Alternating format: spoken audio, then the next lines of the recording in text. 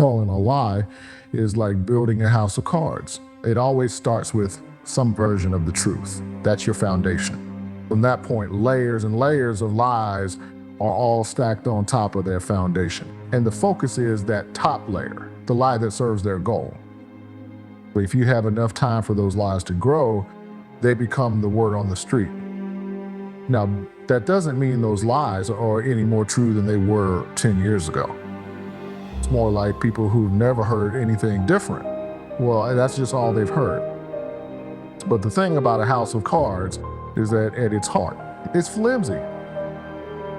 And the layers of lies on top of lies puts a weight on the foundation that it only takes busting one lie that brings the whole house of cards down. Just like it did for Death Row. Should call the meeting. All the artists were instructed to come to this meeting, and certain security was invited, and I happened to be one of them. The meeting was basically about what happened, and the artists were drilling security about what methods we had used and what were some of our tactics, which I looked around and no one said it. No one was speaking up for security. So I was one of the few people that spoke up and said, wait a minute, we were instructed not to carry weapons. And none of the artists knew that. They didn't know we were instructed not to carry weapons that day. And it looked like Reggie wasn't gonna say that information to them. My opinion of Reggie Wright Jr. was he's employed by Death Row Records to do a certain job. He's going to do what his employer has him do. You wouldn't just make me security when I owned everything. Had your buildings, the 5 cars, your women, Reggie's name. And when it comes to Death Row Records, you have to be careful about what you believe.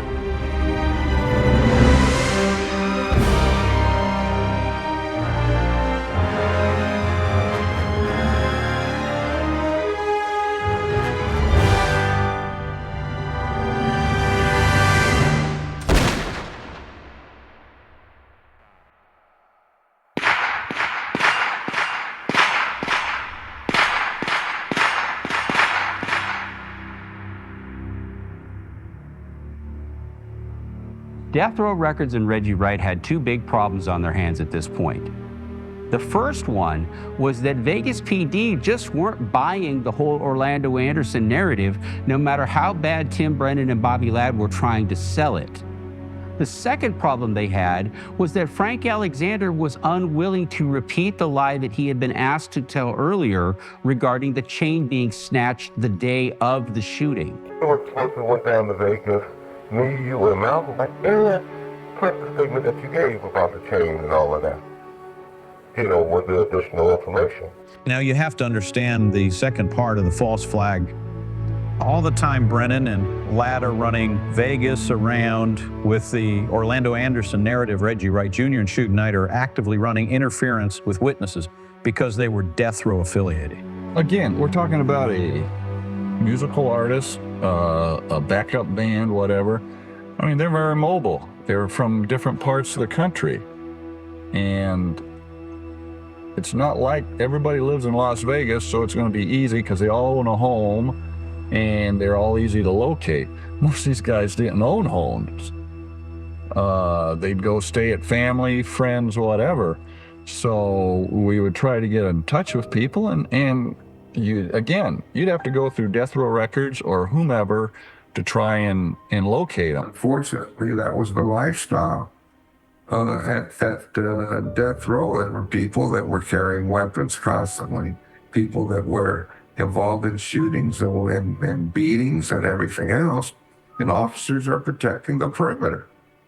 Other witnesses, though, who have since ended up deceased, that we attempted to talk to that night, refused to talk to us. McDonald didn't have anything he wanted to say to us. Now he's dead.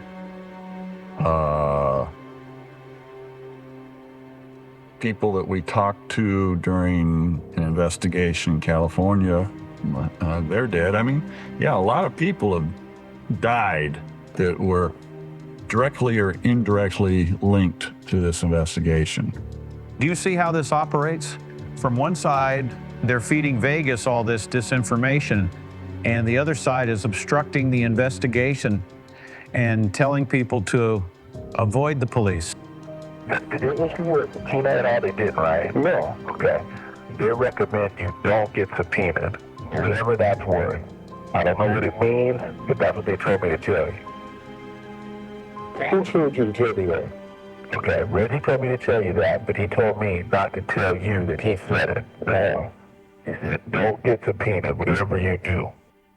Why is it that after the shooting occurred that you basically asked Frank Alexander to retell a narrative? I have the recorded phone calls, and to not get subpoenaed. To not get subpoenaed? I was telling him to get subpoenaed. I wanted him to come to court. If you lost and not get subpoenaed today, I think you'll be fine. Yeah, Reggie. But Sid wrote me a letter, which the FBI got. It was like nobody had told him anything I was out there doing. And I came and saw him, and he was like, man, I thought you abandoned me. Nobody's telling me anything about you. It's kind of hard to believe that Knight felt abandoned, being as how Reggie visited him almost 200 documented times in prison. You'd have to go through death row records or whomever to try and locate him. Classic example, we ended up getting a lot of press about how Malcolm Greenidge said he could identify the shooter. We finally tracked him down to set up a re-interview, and he says, I'm not gonna look at any photos because I can't identify him.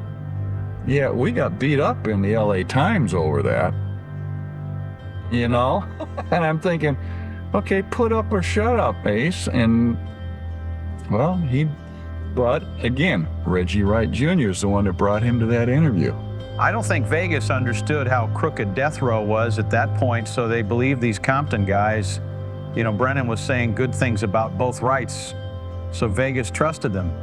Truly, Tupac Shakur, I think I'd heard the name before the night he was shot, but I knew nothing of the person. Russ Poole called it a false flag operation, and I don't see how you could call it anything else, especially if it's true that Reggie Wright Jr. was informing for the FBI and the LAPD. Was he also informing for Vegas? I mean, this is Knight's right-hand guy, and he's straight up snitching to law enforcement. Phil Carson, I'm a retired FBI agent, and I'm here today to talk about the Tupac Shakur murder and the investigation that followed. The problem I have is when you or others just blurt things out to try to promote a certain narrative and are factually incorrect. They're wrong. Let me speak a little bit about Reggie Wright Jr. Reggie's made it very clear in a lot of interviews that he went from never working for the FBI to working for Dan McMullen, for working for L.J. Conley, who was my partner, and that he was an FBI foreman. So I'm not saying anything right now regarding Reggie Wright Jr. that he hasn't already said a million times over on a documentary or on a podcast or any type of interview. Yes, Reggie was working with the FBI. In this last interview that I did on his podcast, he stated that he only provided information regarding the corrupt mayor of Compton at that time, which is Omar Bradley. Okay, that's a flat out lie. And if anybody believes that that's all that Reggie provided, they're fools. Wake up, people, okay? And you believe I was involved in I didn't say that. I didn't say that. I didn't say that you were involved. I didn't say you were not involved. Okay. I said, but if you do believe that, let me just ask you this. Sure, go ahead. Go ahead, Reg. Why didn't you ever come knocking on my door and talk to me? You saw the 302s on me before, right? You know that I was an open book, cooperate. Why you never came and just said, hey, Reggie, I want to talk to you about these things. You want me to? I knew.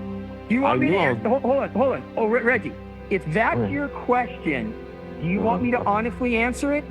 I've done my best to try to help Reggie cover for himself, tell him when to keep his mouth shut, And Reggie just goes on and on and on. Yes, sir. You sure? Because I'm trying to protect you from yourself here. No, go ahead. Okay. We did talk to you, Reggie, in its document, okay? Reggie provided a lot of information. He was in a very high-level position of death row records. He was very aware of what we were doing in terms of investigations, numerous investigations on death row records and Suge Knight. We executed search warrants. He helped provide information. Reggie had a game plan, and he made it very, very clear that he wanted to take over death row records. Make no mistake about that. This is what I'm trying to explain to you. Yes. It's the policy of the FBI that we never openly discuss who our FBI informants are, and that's what allows us to have such a good relationship with our informants. This is what I'm trying to explain to you, Reggie. Whether you remember things or don't remember things, I don't have control over, okay? Many years ago, the FBI had two classifications of informants. One was called a 137 and one was called a 270. A 137 informant was an informant that was providing information, but they weren't doing it because they were trying to work off, say, a drug arrest or some type of fraud investigation. A 137 could be just a person that was just had a conscience, was trying to do some community, like a community service type thing, just trying to help out law enforcement. We would not provide that person's name. If a judge asked for that person's name, we were not obligated to give it, and we would not give it. And that helped the FBI build a real strong trust. So if somebody came in and said, hey, my neighbor's committing this crime, and I've got young children, and I need something done about it, and I'll do whatever I can to help you guys. We're never going to ask that person to testify. We're never going to disclose who that person is, but we want people to feel comfortable coming to the FBI knowing that it's safe and secure, and we're not going to divulge their identity or anything like that, or where this information came from. That's a 137. That's what Russ Poole was with me. The other kind of informant is a 270. That somebody is, let's say they got caught robbing a bank, and they know about 10 other bank robbers because they helped participate in other bank robberies as a drive-away or something like that, or help try to plan, say, a bank robbery. And so they wanted to cooperate. And for that cooperation, we wouldn't promise them anything, but we told them it's mandatory that you're willing to testify, and then based on the information that you provide, the truthfulness, and the results from the information you provided, there's a strong likelihood that they're going to get some type of benefit from, whether a sentence get reduced or whatever the case may be. That's a 270. So it all depends on where you classify, if you're somebody that's trying to work a beef off, or you're just trying to provide information, to cut yourself a good deal, and you're not doing it out of the goodwill of your heart. You understand that? You understand the distinction between the two, right? Okay, yeah, got you. Okay.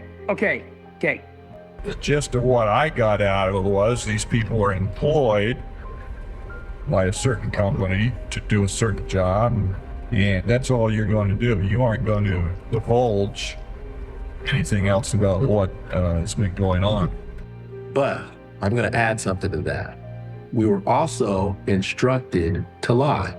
Should call the meeting. All the artists were instructed to come to this meeting, and certain security was invited, and I happened to be one of them. And when I got into the meeting, it was a meeting the meeting was basically about what happened. And the reason we were instructed to lie was because Reggie Wright told us not to carry any weapons. So by me just looking at what Reggie told me, I'm thinking that Mr. Knight was unaware. It was quite obvious that information pissed off some people, and people just kind of shut down as far as answering our questions related to that. But there's a lot of things that you're saying today about death row and about Suge and about who committed murder or who could have been involved that are 100% factually wrong, and it's documented. For years, even though nothing was going on in the investigation of the murder of Tupac Shakur, there was one voice out there that was keeping this narrative alive. And this was Chuck Phillips from the LA Times. Phillips was a Pulitzer Prize-winning author who many sources claim was also an inside man for Death Row Records. Unreleased recordings discovered after Phillips' death reveal that not only was Phillips completely on board with the Anderson narrative, but in his attempt to get Frank Alexander to testify, Phillips drops a bombshell that may change the entire complexion of the case. He claims Suge Knight stated to both Phillips and death row attorney David Kenner that he never saw a shooter at all. Suge maintained to me and to Kenner and to the law enforcement that he actually didn't see it. And he couldn't identify because he didn't see it. So you have to ask who's being honest here, Phillips or Knight?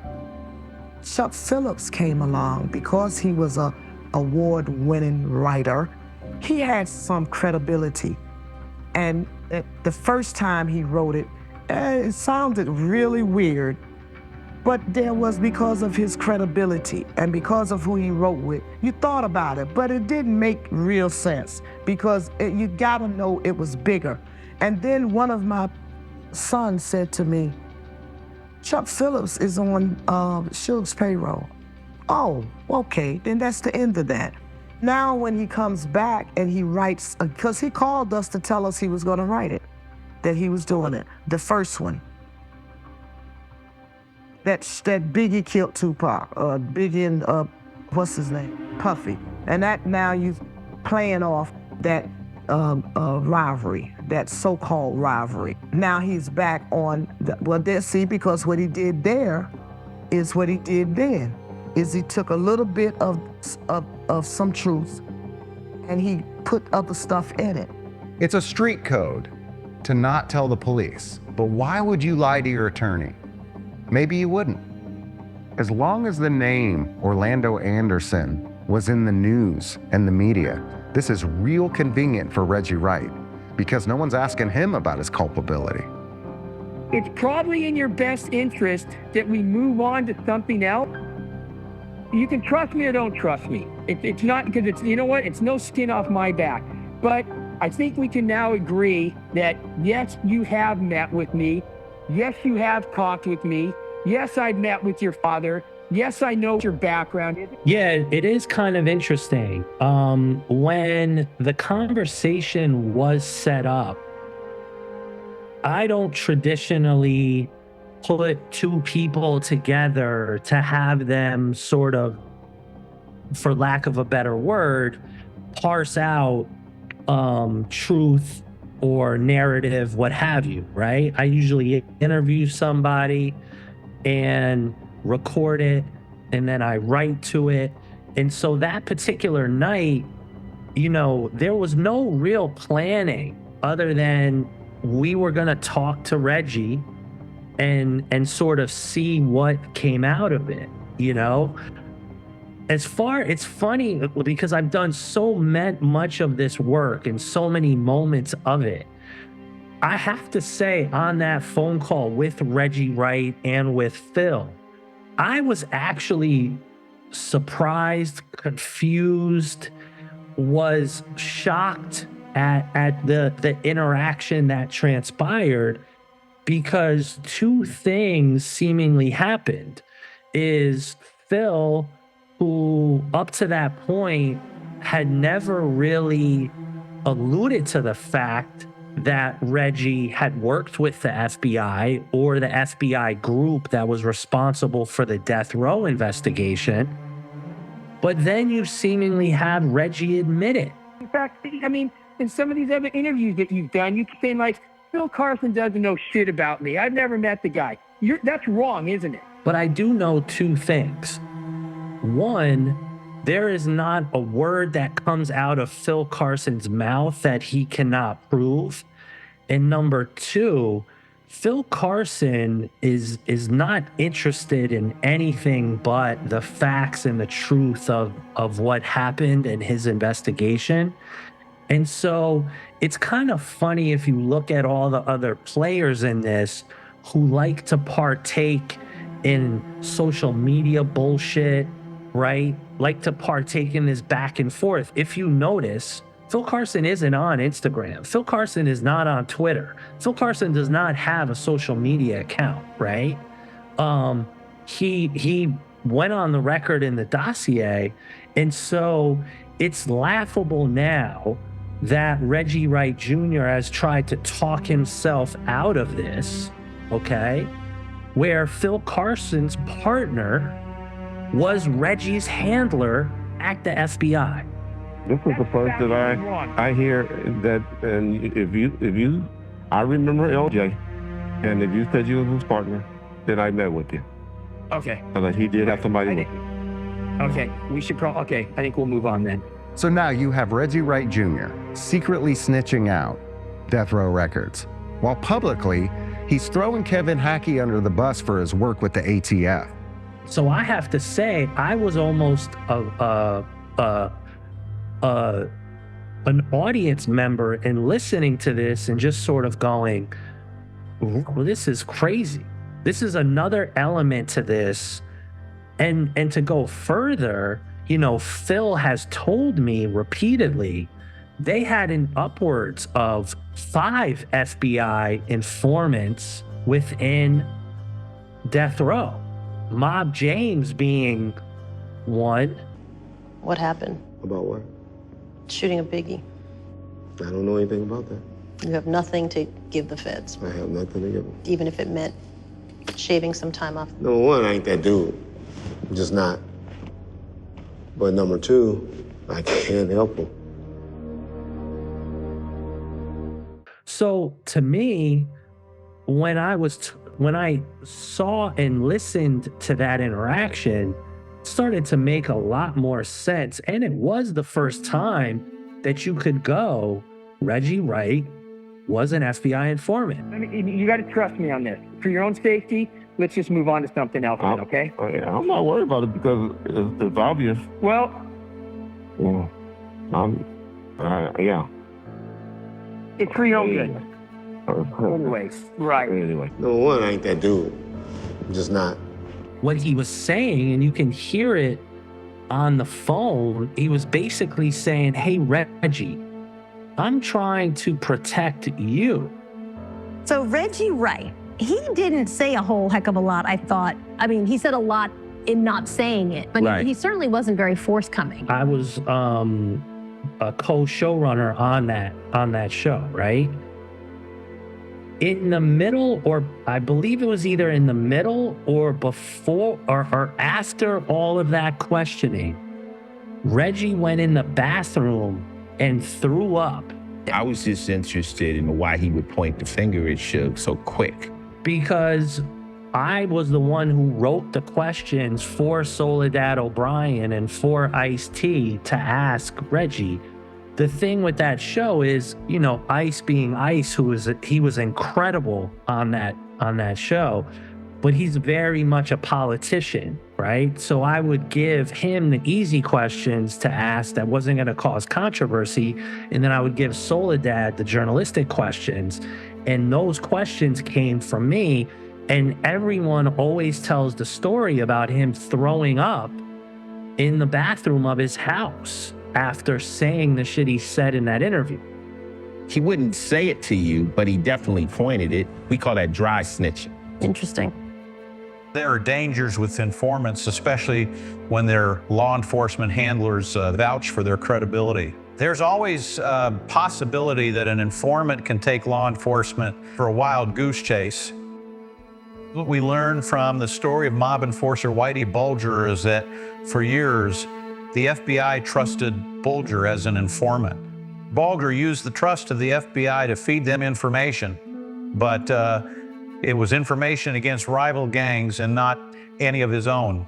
Because they liked him, the FBI actually gave up names of informants in his own gang. Bulger misdirected the FBI for his own needs, and they even helped him stay out of trouble for years.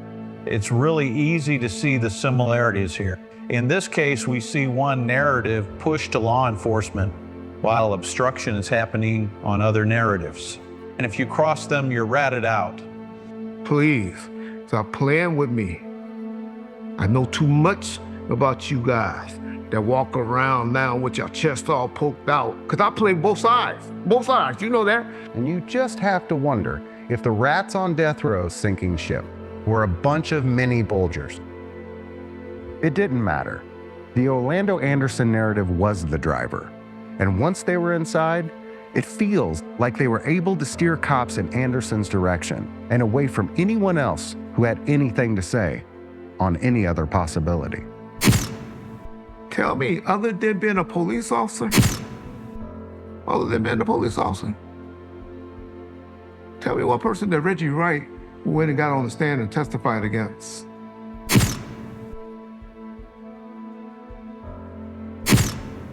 Tell me, other than being a police officer, tell me one person that Reggie Wright went and got on the stand and testified against. I bet y'all can't come up with no motherfucking body.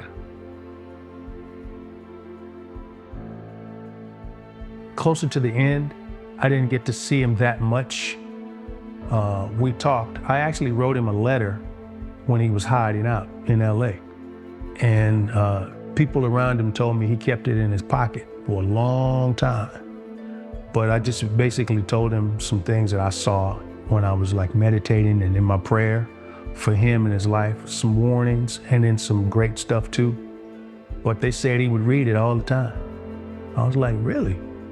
Like, yeah, he kept it with him. I was like, wow, I didn't know that. I think he got shot on like, two of my favorite numbers are 7 and 13. Yep.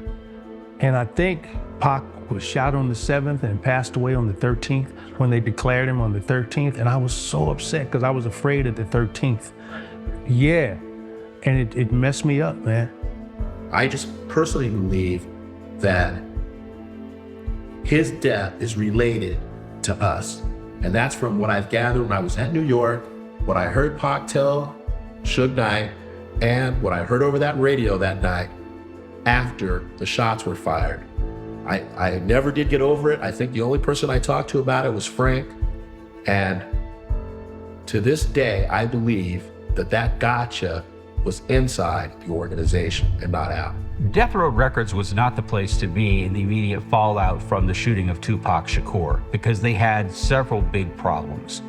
The first problem that they had was that Las Vegas police were actually calling Death Row Records trying to set up and schedule witness interviews with the people that were associated with Death Row. The second problem that they had was they were trying to rush the Machiavelli album that Tupac had just made in order to capitalize on Tupac's death. It was such a mess after, I get a phone call, hey, go to the mastering house and master the Machiavelli record. And I'm like, well, we haven't even mixed the thing yet, They're like, oh, just take the mixes that you guys did from the night of the sessions, which there's only 2 songs we sat down and mixed. So all that stuff is just, Tupac would have us run it off to that. So there's aren't even really mixes. So when people say to me, wow, that mix is unbelievable, I'm just like, it's not even a mix. That's live, going right to the DAT machine, never see the songs again. And if that wasn't enough, 35 days after Tupac dies, an arrest warrant for Mr. Knight is issued for what happened at the MGM. And at this point, the only one who might be able to help Knight is the one they set up to fail. And he wasn't going with it. Listen to what I'm saying. I gave a statement to Metro based on what you and Suge asked me to do that night I went to the meeting at Suge's house, okay, about the chain getting snatched. Frank Alexander had already lied about the whole chain snatch. There's a concern that Alexander may not go with the program. Now, I've already said that. Now, to go in there and say something different than that, that's going to jeopardize a lot. That's perjury there. Okay, this stuff is already on record. After the shooting occurred on September 7th that evening, I don't understand something that occurred. So when Frank Alexander won't play ball, the only move Death Row had was to bribe the victim. That would be Orlando Anderson. Suge would do stuff that could have got his probation violated. And to get the witnesses to retract their beliefs or their statements, you give them money. how America works. And here's the crack in the narrative. At that same time, they are in Vegas saying Orlando Anderson was a killer. Don't you think Anderson knew they were trying to hang him in Vegas? But it didn't matter. The judge didn't believe Anderson anyway, and everyone wants to focus on Anderson, as why Knight's parole was revoked. And sure, they got Knight for the Anderson beating, but that's not what got him in front of the judge. The move that got Knight off the playing field was a call from someone who knew exactly where he was. It was a call made to his probation officer telling him Knight went out of the country. Because there's two things that I always say, being from the ghetto, either they're gonna take the money from you, which you'll be OJ. If they can't take the money from you, they take you from the money. The only way they take you from the money is by you dying, death, or in prison. So for a while, Knight was out of the way, and somehow all of Knight's property made its way into Reggie's hands. I don't know if I've got it sitting in front of me here. I'll show you this. You're gonna love this. This is the grant deed for the Wilshire building. That building was transferred into the name of Reggie Wright by Miss Chalet, who called herself his attorney in fact. If you notice, it transfers the building to Reggie Wright, but Suge Knight's signature is nowhere on this grant deed. Reggie had a game plan, and he made it very, very clear that he wanted to take over Death Row Records. Make no mistake about that. You wanted to make me security when I owned everything. Had your buildings, the 5 cars, the house where Little Suge, the Sosa, and Stormy lived. Reggie's name. So while Reggie Jr. was busy putting all of Knight's property in his name, news came that Mr. Knight may be appealing his case. The problem was that Orlando Anderson may not be a friendly witness this time. Knight was granted an appeal in April of 1998. But by then, Orlando Anderson had done several interviews on television denying charges against him. And 2 months before that, in February of 1998, Anderson actually did a deposition on the accusations. It looked like Anderson was not going to be as cooperative as he had been. From 1995 to date, have you ever ridden in a white Cadillac? No. Do you know anyone who owns a white Cadillac? No. So Knight appeals, and that was April of 1998. And Death Row realizes Anderson may not play ball. Guess what happens the very next month?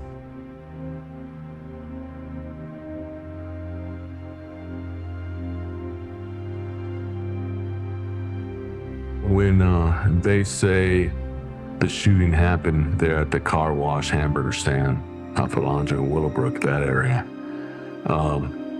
But he was found on the 1st Street just over. Yeah. And the first person on the scene, Andy, was Reggie Wright. Imagine that. First person, man. And he was shocked when he saw myself and Pilcher there at first. The first unit to show up, undercover narcotics officers. Wow. You know. I did not know. Yeah, and he was dead. They shot him up good. That's why I say there's conspiracy there where possibly he followed and he called, you know, okay, he's over here. Let's do him in. Let's get it done. Wow. All right. So then there's another write-up that Ray Richardson got a dying declaration from Orlando Anderson. And what he said? I killed Tupac. Something like that. Yeah. Okay.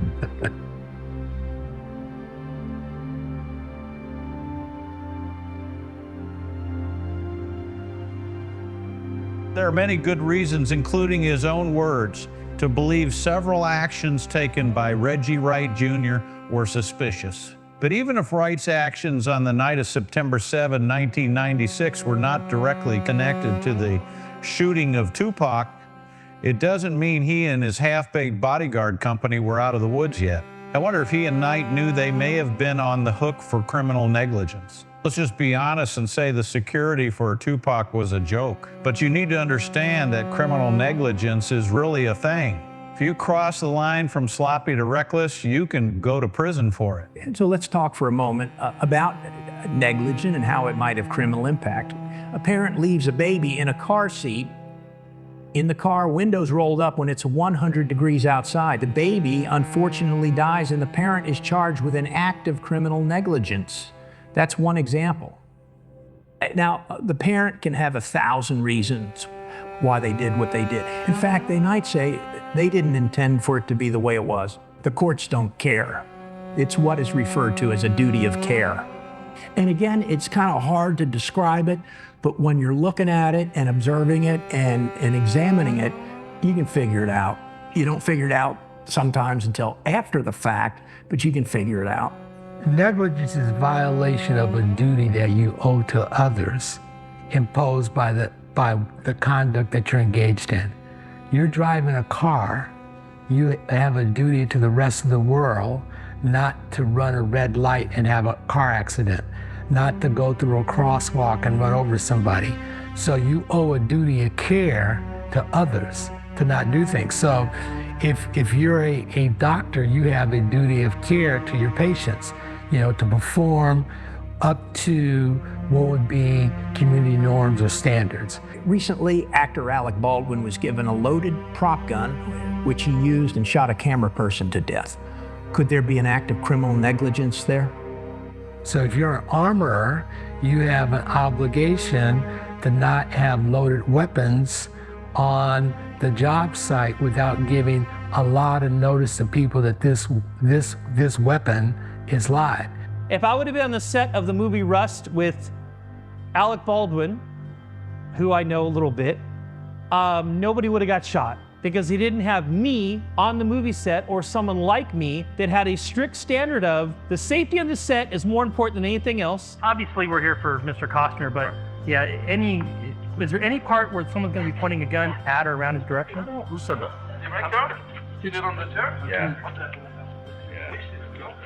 One has action, one doesn't have action. Yeah. Ouais. David, donc attends, là on en fait peut-être une idée. Because I would have turned and said, who's this who's never been in the military, never been in law enforcement, never had any government agency say, you are now an expert in firearms. You don't do that. You violated your duty by not giving notice to others. And if somebody picks up the gun and they use it, you're part of that chain of tragedy and you're negligent. Because if you'd done what you're supposed to do, nobody would have been shot. I've never had a bodyguard assignment. Everybody always say, you were security, but no, I was always with you, making shit happen. I was really Shug's right hand. The fact of the matter is that everybody in his entourage has blood on their hands, period. There's always excuses after the fact. One of Reggie's problems was that Reggie didn't have the executive protection background that we all had. So let's get real here. By his own words, he wasn't focused on and frankly, didn't care about the bodyguard problem. He knew about the radio issue, but didn't fix that either. And the amazing thing is that he admitted to the 2023 grand jury that he went to the MGM, saw the crowd, knew about the security issues and just bailed. Of course, he's also tried to walk back the gun problem by saying it only applied to Club 662.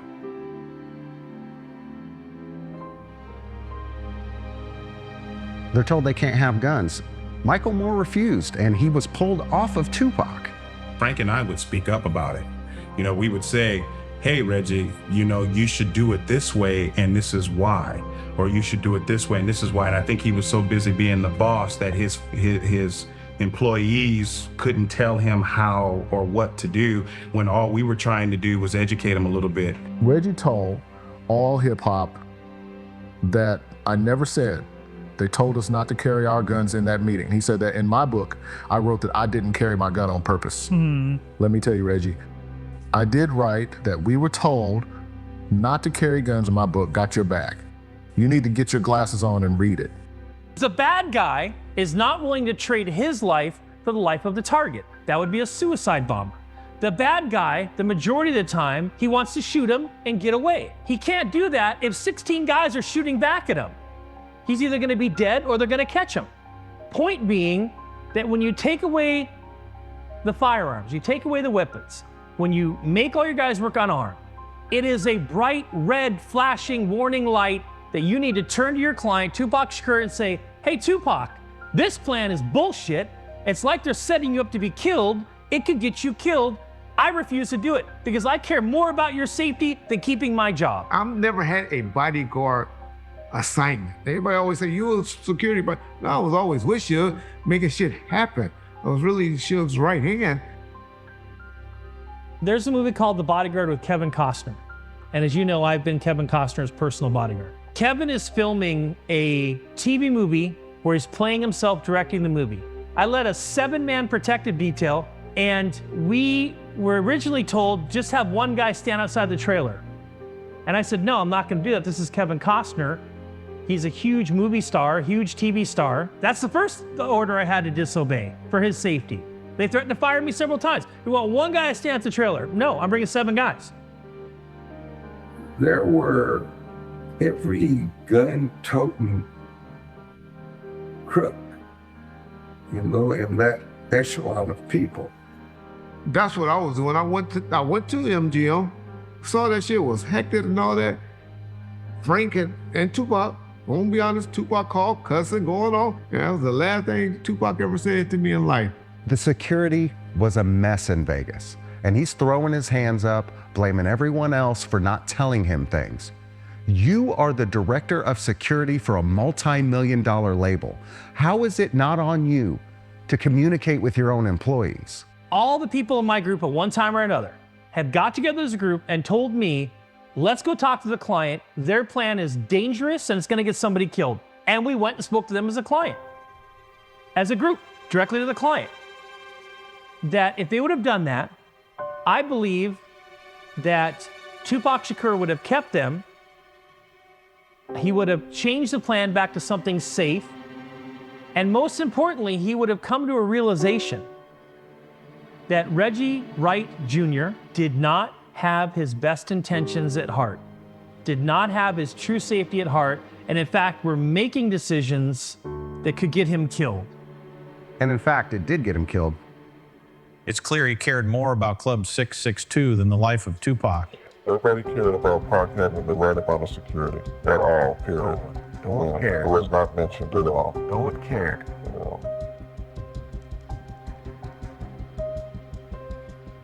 Do you really think that Frank Alexander would ditch his gun if the only place he couldn't have it was Club 662? And if not having a gun was so important, then why would they pull Michael Moore off Tupac when he was the only one vocal about not ditching his gun, and take him over to the club where no guns were allowed? It just didn't add up. It didn't add up. Reggie was so weird. I'm gonna tell you another thing. Let's look at Reggie's thing. Why would Reggie, he never, ever went to that club? He turned it over to Al every time. He turned it over to you. Right. He turned it over to Marcus the time before that. It was never there. And he was never there. Why was he so insistent on being there? And I asked him. When I first got to the club, I said, Reggie, why are you here? Aren't you going to shoot? No, I got to take care of things at the club. And guess what? What did he do different? Nothing. Nothing. Nothing at all. He did nothing. He just was there.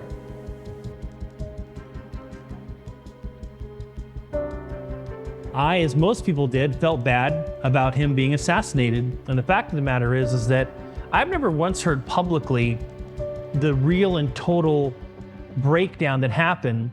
What I've heard is everybody told me this. Well, they told me that. Well, this happened or that happened. That's why I'm going to shift the blame to someone else. I received a call from Reggie about 11:15 at night. I mean, he was just, you know, a tape was worth $1 million. If I'd had the tape, just cursing me out about how I should have got on the plane and this and that, and, you know, Shug's upset, all these people down here, and, you know, it's only Frank with Tupac. And so I said to him, I said, well, you have all these cops over here at 662. Why don't you have the cops over there with him? And Reggie was, I could tell, I know Reggie well enough, and you know I know you well enough, that he was agitated or something in his voice. And my statement to him is, why would you just have Frank with him when you got all these other cops? And he just don't know. This is their #1 artist. I mean, he's as high profile as they get. You know, and you're paying for all the security. I mean, you got all these guys at the club. What is your current relationship with Reggie Wright, head of Right Way Security? There is none. He was harsh in his firing me. I actually left Death Row on my own accord.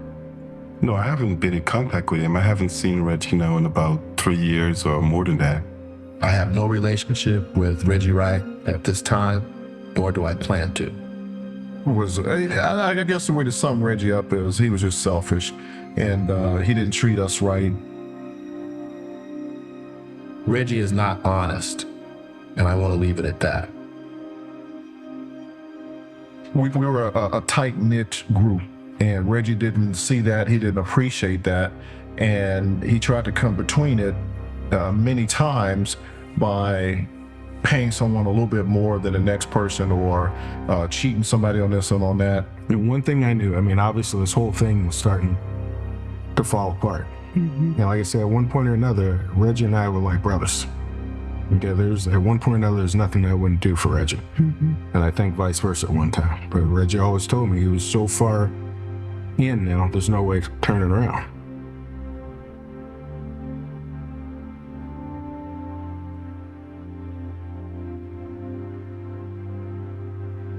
Something's wrong.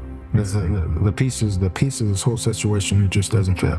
It's curious to me that you have 4 of the bodyguards closest to Tupac, and somehow not one of them left on good terms, and not one of them had anything good to say about Wright. And with the exit of Frank Alexander, Kenneth Archer, and Les Golden, it looked as if Death Row was going to step up to a different type of police officer for its security. I was working the Kevin Gaines shooting when I was contacted by an officer named Ken Knox out of, I think it was either West Valley Division or Devonshire Division. Knox had heard I was investigating an officer-involved shooting, and I think he'd heard my victim in this shooting was working with Death Row Records in some capacity. I mean, you're right that Kenneth Knox is probably the most underrepresented character in this story, because he was the very first guy to get on the fact that there were all these cops working for Death Row Records. He sort of stumbled into it. He was the senior lead officer, which is, it's an elite position, and there's just one at every LAPD station. And he was responding to citizen complaints about activity at Death Row's studios. So he's back and forth with this guy, and the guy says, well, you know, one of the people who sits here is one of your own guys. What? Anybody that says that LAPD officers were not working security for Death Row Records is 100% wrong, period. You had Chief Bernard Parks on camera, specifically even naming David Mack and Rafael Perez as 2 officers that were working security for Death Row Records. That's indisputable, okay? You've got numerous employees that we did interviews with that stated, yes, these police officers were always around Death Row Records. They had all these after parties from award shows. Wherever they went, there was no better relationship than having a cop with you that has a gun and a badge. He's finding out that there are a number of other LAPD officers working for Death Row Records, and that there are higher-ups that already know it. It's already been, he goes to his superior who says, yeah, we know that.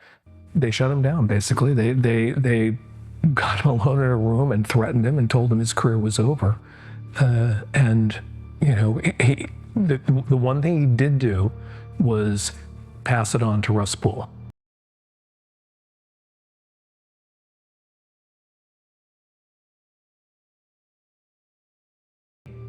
That no LAPD officers, other than a couple that we've mentioned, that he was not aware of any of these other officers, such as Mack or Perez or Durden or Martin or Gaines, provided security at Death Row. Reggie's either the worst manager of all time of providing security, or he's just a fucking liar. Or both in this case, to be honest with you. He is. And it's a fact. With the LAPD now officially running interference for cops working for death row, and Reggie Wright converting death row assets away from Marion Knight, and a narrative blaming Orlando Anderson for the Tupac killing on the rise, there looked to be no stopping the untouchable death row records. Y'all know what I perpetrate or put out on that particular day, but you don't really know me. You don't. So you don't know what I'm capable of doing or not doing.